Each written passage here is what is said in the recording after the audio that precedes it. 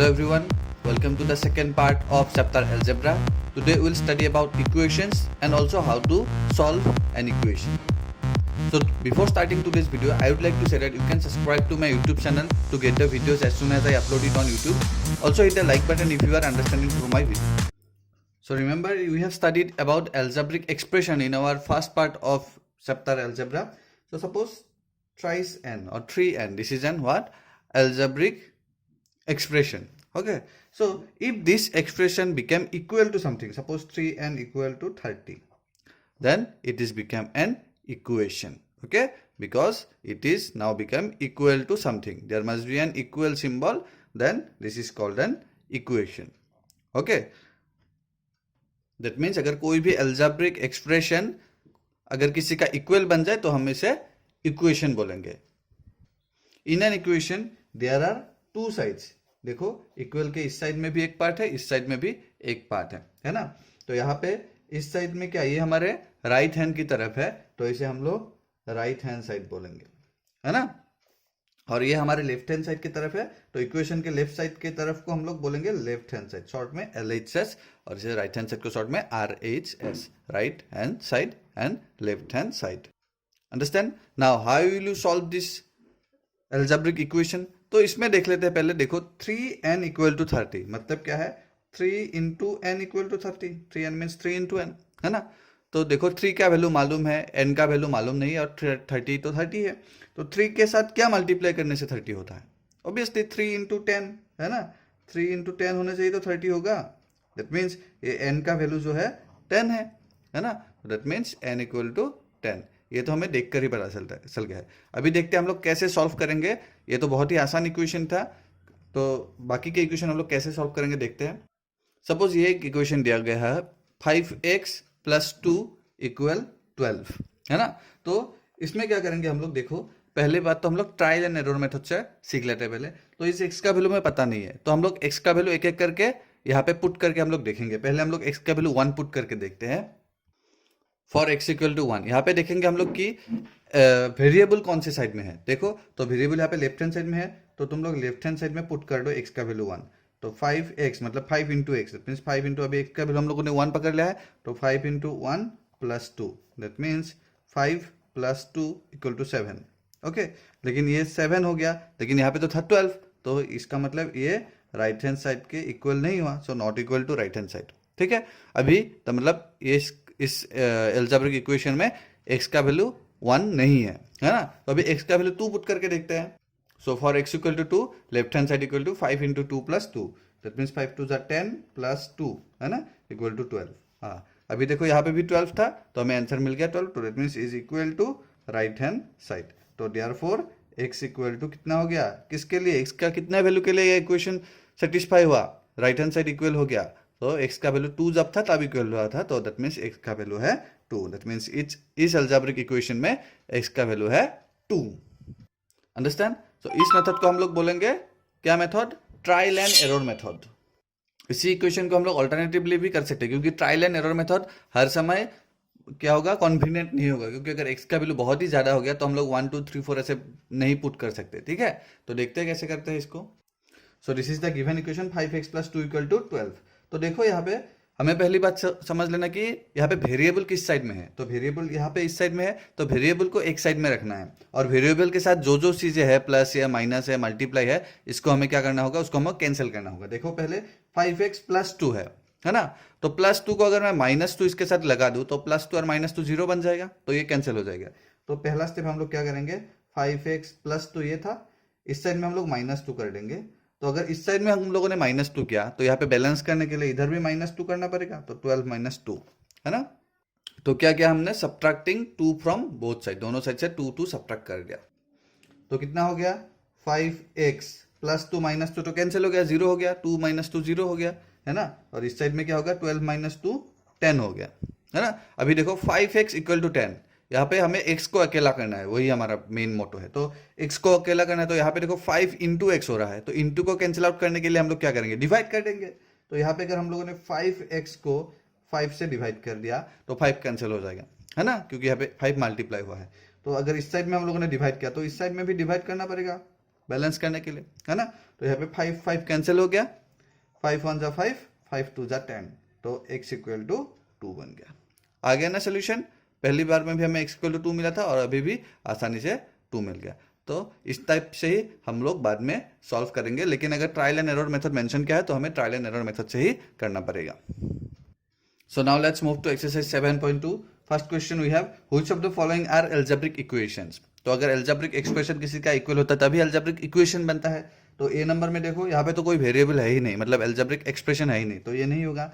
B number में देखो 2x + 6 = 12, हाँ यहाँ पे तो वेरिएबल है, तो that means this is an algebraic equation, है ना। In C number question you see y/2 + 1 = 5, यहाँ पे भी वेरिएबल है, तो ये भी बन जाएगा एक algebraic equation। यहाँ पे भी देखो कोई भी वेरिएबल नहीं है, तो ये algebraic equation नहीं होगा। Question number 2, solve by trial and error method. तो देखो यहाँ पे डायरेक्टली मेंशन किया हुआ है, तो हमें उसी मेथड से करना है, तो let's do it. So this is the question we have in A number 17 minus A equal to 14 and we have to solve it with trial and error method। अच्छा, ट्रायल एंड एरर मेथड करने से पहले एक बात तुम्हें समझ लेना है, तो तुम्हें माइंड में ही इसका आंसर पहले फाइंड कर लेना है, ठीक है। माइंड में ही इसका आंसर फाइंड कर लो। 17 माइनस A इक्वल टू 14, तो 17 से कितना माइनस करने में 14 मिलता है, वो तुम्हें सोच लेना पड़ेगा पहले से ही। तो हमें पता है कि 17 से 3 माइनस करने में 14 होता है, तो मतलब इस A का वैल्यू तो 3 ही होना पड़ेगा, है ना, तो 3 होना पड़ेगा। तो ट्रायल एंड एरर मेथड में हम लोग क्या करेंगे, क्योंकि हमें शो करना है, तो हम लोग पहले एक रॉन्ग होने वाला हमें शो करना पड़ेगा, मतलब 3 है यहाँ पे, तो हम लोग 2 पकड़ लेंगे, तो 2 पकड़ने में ये 2 पुट करने में A का वैल्यू तो आंसर नहीं आएगा, फिर हम लोग 3 पुट करके इसका आंसर निकाल लेंगे।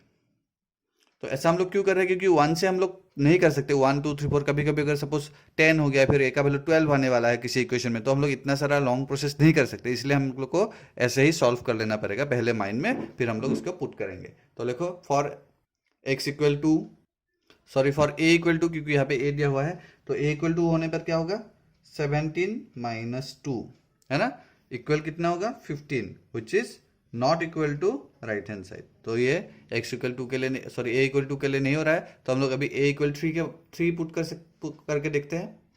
फॉर A इक्वल टू 3 क्या होगा, 17 माइनस 3, है ना, इक्वल कितना 14। यस, अभी क्या हो गया, राइट हैंड साइड का इक्वल हो गया ना। तो इसका सोल्यूशन क्या है, A इक्वल 3 है, क्योंकि A इक्वल 3 पे ही हमें राइट हैंड साइड का इक्वल मिल गया था। तो लिखो therefore A equal to 4 is a solution of the given equation. Similarly, you try B number. Now I will show you C number question. So in C number question we have 14 equal to 35 minus 3t. तो पहले इसको mind में solve कर लो कि 35 से कितना minus करने में 14 होता है, 35 माइनस कितना होने से 14 होता है, ठीक है। तो we know that 35 minus 21 equal to 14, तो that means 7t equal to 21, है ना। तो 7t मतलब 7 इंटू टी इक्वल टू 20, तो 7 के साथ कितना मल्टीप्लाई करने में 21 होता है, 7 3 जा 21 होता है ना। तो इस t का वैल्यू है 3, okay. So we will try with 2, then we will try with 3। So let's do it. For t equal to 2, now you can not write left hand side, क्योंकि यहाँ पे जो वेरिएबल है राइट हैंड साइड में है, तो इस part को हम लोग सॉल्व करेंगे, राइट हैंड साइड वाले पार्ट को। तो हम लोग लिखेंगे right hand side equal to 35 minus 7 into t, that means 7 into 2, okay, that means 35 minus 14, okay, which equal to how much, 21, okay। लेकिन लेफ्ट हैंड साइड में तो 14 था, तो right hand side equal to left hand side नहीं हो, तो not equal to left hand side, understand. Now will check for t equal to 3। So for t equal to 3, right hand side equal to 35 minus 7 into 3 equal to 35 minus 21, which is equal to 14, which is equal to left hand side, okay। That means t equal to 3 is a solution of the given equation. You write therefore t equal to 3 is a solution of the given equation. Remember trial and error method हम लोग usually नहीं करते हैं, जब mention होगा कि you have to solve in trial and error method, then only we will do with trial and error method. So you try D number, is homework for you. Next question number 3, solve the following equations. Let's do it in our copy. So this is the question we have 2x plus 5 equal to 21. तो देखो जैसे कि हमने example में बताया था कि क्या करना पड़ेगा, हमें वेरिएबल को अकेला कर देना पड़ेगा, तो इसके लिए हम लोग स्टेप वाइज स्टेप हम लोग कर जाएंगे। तो यहाँ पे देखो +5 है, तो हम लोग पहले +5 को एलिमिनेट करेंगे, ठीक है। तो इसको एलिमिनेट करने के लिए, इसको गायब करने के लिए क्या करेंगे, +5 है तो -5 कर देंगे, तो 2x प्लस 5 माइनस 5 हमने लगा दिया। अगर इस साइड में हम लोग -5 नया ऐड कर रहे हैं तो इधर भी हमको -5 लगाना पड़ेगा बैलेंस करने के लिए, है ना, तभी तो बैलेंस होगा। तो देखो, तो +5 -5 कैंसिल आउट हो गया, तो 2x इक्वल टू 21 -5 कितना होता है, 16 हो गया, है ना। So now 2x equal to 16, 2x means 2 into x, तो इंटू को एलिमिनेट करने के लिए क्या करना पड़ेगा, डिवाइड करना पड़ेगा। तो 2x divide 2 that means by 2, तो इधर भी 16/2 हो गया। 2 कैंसिल हो गया, 2 1 जा 2, 2 8 जा 16, तो दैट मीन्स यहाँ पे देखो खाली x रह गया, तो x इक्वल 8/1 दैट मीन्स 8, तो x इक्वल 8 हो गया। तो this is the solution of 3 number A. So in B number question we have 2x minus 0.3 equal 0.9। तो इसमें भी हम लोग ए नंबर की तरह ही सेम टू सेम प्रोसेस में ही करेंगे। देखो, तो पहले हमें इसको एलिमिनेट करना है, -0.3, तो निगेटिव 0.3 को कैंसिल करने के लिए क्या करना पड़ेगा, +0.3 देना पड़ेगा। तो 2x माइनस 0.3 प्लस 0.3, अगर इस साइड में हम लोगों ने +0.3 किया तो इस साइड में भी हमें +0.3 करना पड़ेगा, है ना। तो यहाँ पे देखो, तो ये 2x हो गया, 0.3 -0.3 एंड +0.3 कैंसिल हो गया, और 0.9 प्लस 0.3 कितना होता है, 1.2 हो गया, है ना। तो अभी देखो फिर से इसको हम लोग डिवाइड करेंगे अभी 2 से, क्योंकि यहाँ पे मल्टीप्लाई 2 था, तो 1.2 डिवाइड 2, तो 2 कैंसिल हो गया। तो x इक्वल टू देखो 1.2 डिवाइड 2 भी अगर तुम लोग डिवाइड करोगे या फिर कैंसिल करोगे 0.6 होगा, है ना। तो 0.6 इज द आंसर। तुम लोग इसको डिवाइड करके देख सकते हो। I think you know now because you have already done decimal chapter. So answer is x equal to 0.6. So this is the solution of B number. Similarly, you try C number and D number. Right now, pause the video and do it C and D. Now I will show you E number question. So in E number we have 3x plus 4 equal to 2x plus 8. You see now variable दोनों side में है, ठीक है, यहाँ पे भी x है, इस साइड में भी x है। तो हमें क्या करना पड़ेगा, एक साइड में तो पूरा कैंसिल कर देना पड़ेगा, एक ही साइड में हमें रखना पड़ेगा।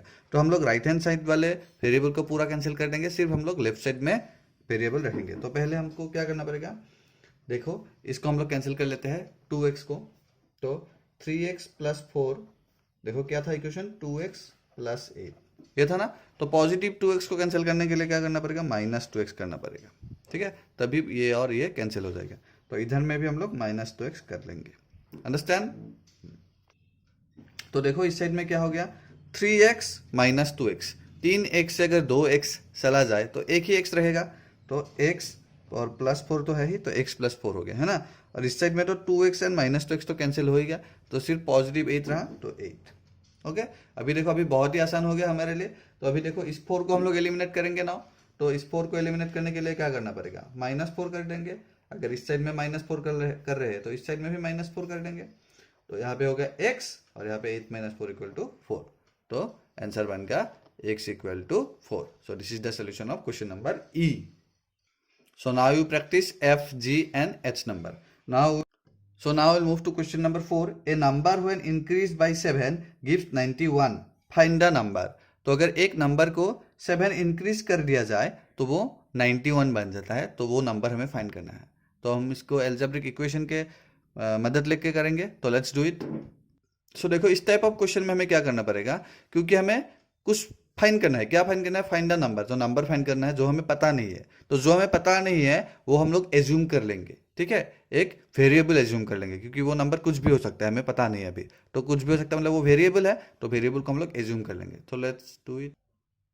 सो right, let the number be x। According to question अगर नंबर x था, x को अगर 7 इंक्रीज कर दिया जाए तो 91 बन जाता है ना। तो x + 7 = 91, है ना। तो अभी हमें x फाइंड करना है, तो 7 है +7 है, तो -7 कर देंगे तो 7 कैंसिल हो जाएगा, तो -7। तो अगर इस साइड में -7 तो इधर भी -7, तो 7 कैंसिल हो गया, तो x = 91 - 7 दैट मीन्स 84 बन गया, है ना। तो जो रिक्वायर्ड नंबर था हमारा वो था 84। सो लिखो last statement, does the required number is 84। So similarly 5 number is also same question. This is homework for you. यहाँ पे decreased by 19 था तो -19 हो जाएगा, ठीक है। तो 6 नंबर क्वेश्चन में देखते हैं, 1/3 of a number when added to 2/3 of the number gives 9. Find the number. So let's do it. So question number 6 में भी हमें नंबर पता नहीं था, तो इसलिए हमने क्या किया, let the number be x, इसको हम लोगों ने एज्यूम कर लिया। तो अकॉर्डिंग टू क्वेश्चन क्या था, 1/3 of the number if added to the 2/3 of the number then it gives 9। तो इसका मतलब क्या है, 1/3x, दैट मीन्स ये x क्या है, इसके साथ मल्टीप्लाई हुआ है कि, तो यहाँ पे मल्टीप्लाई सिंबल होगा, तो ये न्यूमरेटर के साथ मल्टीप्लाई होता है, तो 1 इंटू एक्स होता है x। सिमिलरली यहाँ पे हो गया 2 इंटू एक्स 2x, है ना। तो x/3 plus 2x/3 equal to 9। तो देखो यहाँ पे डिनोमिनेटर सेम हो गया, x प्लस 2x हो गया न्यूमरेटर में इक्वल टू 9, है ना। तो x प्लस 2x, एक x के साथ अगर 2x ऐड कर देंगे तो कितना होगा, 3x हो जाएगा बाई 3 इक्वल टू 9, है ना। तो यहाँ पे देखो ये फ्रैक्शन हो गया, 3 कैंसिल हो गया क्योंकि यहाँ पे मल्टीप्लाई है, तो x इक्वल टू 9 हो गया, है ना। तो आंसर हमें मिल ही गया, x का वैल्यू आ गया। तो लास्ट स्टेटमेंट लिख दो, thus the required number is 9. Next, in question number 7 we have the sum of two consecutive natural numbers is 79. Find the two numbers. तो consecutive numbers means what? Consecutive numbers means serial numbers. जैसे कि suppose 5 and 6 है ना, ये serial natural number है, तो इन दोनों को हम लोग कॉन्जिक्यूटिव बोलेंगे। अच्छा, कॉन्जिक्यूटिव नंबर कैसे मिलते हैं, 5 का नेक्स्ट कॉन्जिक्यूटिव नंबर कैसे मिलेगा, +1 करके मिलेगा, है ना। अगर दैट मीन्स किसी भी नेचुरल नंबर का नेक्स्ट कॉन्जिक्यूटिव नंबर हमें मिलता है +1 करके। सपोज 7 का कॉन्जिक्यूटिव नंबर से, तो 7 + 1 8 हो जाएगा, तो नेक्स्ट कॉन्जिक्यूटिव नंबर हो जाएगा 8। तो सिमिलरली x का, अगर x कोई भी नंबर है नेचुरल नंबर, तो इसका नेक्स्ट कॉन्जिक्यूटिव नंबर क्या होगा, x + 1 हो जाएगा, है ना। तो इसी को समझ के हमको ये सॉल्व करना है।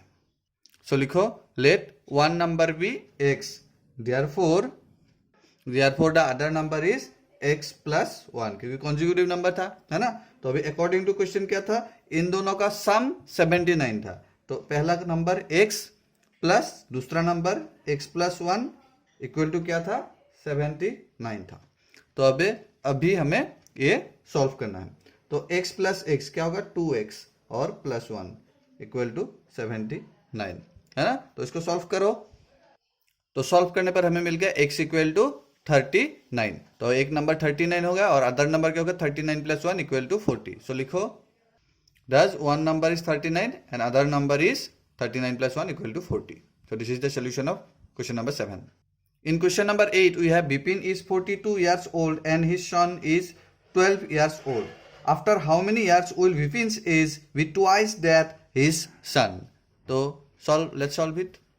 So लिखो, given Bipin's age equal to 42 years, his son's age equal to 12 years. तो क्वेश्चन क्या है कि कितने सालों बाद सन का एज का डबल हो जाएगा विपिन का एज। तो let after x years Vipin's age will be the twice that of his son. तो अकॉर्डिंग टू क्वेश्चन इसको ध्यान से समझ लो, ठीक है, ये बहुत ही इंपॉर्टेंट है। देखो, फादर का ईयर 42 ईयर्स अभी है, तो हम लोगों ने क्या मान लिया कि 42 ईयर्स के बाद, सॉरी x ईयर्स के बाद क्या होगा, उसका एज सन के एज के डबल हो जाएगा। तो पहले बात तो समझ लो कि x ईयर्स के बाद उसके फादर का मतलब विपिन का एज कितना होगा, 42 + x, है ना। और x ईयर्स के बाद सन का एज कितना होगा, अभी 12 है, तो 12 + x हो जाएगा, है ना। लेकिन हमें क्या फाइंड करना है कि सन का एज डबल के बराबर कब होगा। तो सन का एज x ईयर्स के बाद इतना होगा, तो इसका डबल मतलब 2 टाइम्स, है ना। तो 2 से मल्टीप्लाई कर देंगे तभी जाके ये इक्वल हो जाएगा। तो हमें इस इक्वेशन को सॉल्व करना है। तो 42 + x इक्वल टू, इसको ब्रेक करो, distributive property, 2 × 12 24 plus 2 × x 2x। Okay, तो अभी इसको हमको सॉल्व करना है। तो हमारे कन्वीनियंट के लिए हम लोगों ने इसको इस वाले को इधर लिख लिया, उल्टा लिख लिया, कोई प्रॉब्लम नहीं क्योंकि यूकेएल है। तो फिर हम लोगों ने इसको सॉल्व कर लिया और हमें वैल्यू मिल गया x = 18। So you right the last statement, does after 18 years Bipin's age will be twice that of his son. So this is the solution of question number 8. Next, in question number 9 we have find two numbers such that one of the number is 8 more than the other and their sum is 54. So very easy question, let's do it. So we have to write like this, let one number be x, therefore the other number is, क्योंकि एक number x था, एक number x से क्या था, जिस पहले number से 8 ज्यादा था, तो x + 8 हो जाएगा, x से 8 ज्यादा हो जाएगा। तो अकॉर्डिंग टू क्वेश्चन क्या था, इन दोनों का सम मतलब x पहला नंबर प्लस दूसरा नंबर x + 8, इन दोनों का सम क्या था, 54 था, है ना। तो इसको सॉल्व करो और x का वैल्यू फाइंड करो, वही होगा तुम्हारा answer. Okay. So students, today we have completed the last exercise of chapter algebra, that means exercise 7.2. So hope you have understood nicely. Keep practicing algebra since it is new for you, and also you practice the revision exercise. Okay, thank you everyone.